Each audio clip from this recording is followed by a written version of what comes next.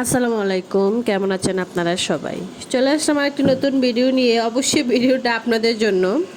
আমি এখন আছি যে ব্রাহ্মণবাড়িয়া কোট রোডে।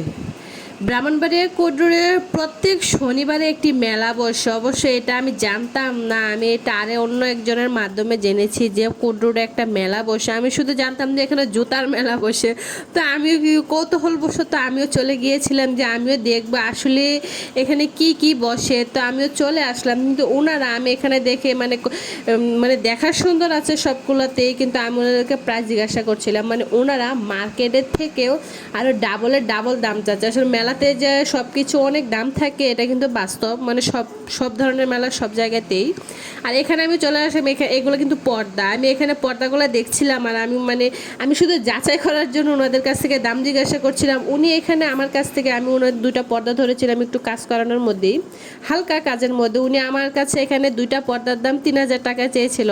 তো যাই হোক, আমি মানে ঘুরে ঘুরে দেখছিলাম আর আপনাদের জন্য একটু ভিডিও অল্প অল্প করে ভিডিও করছিলাম।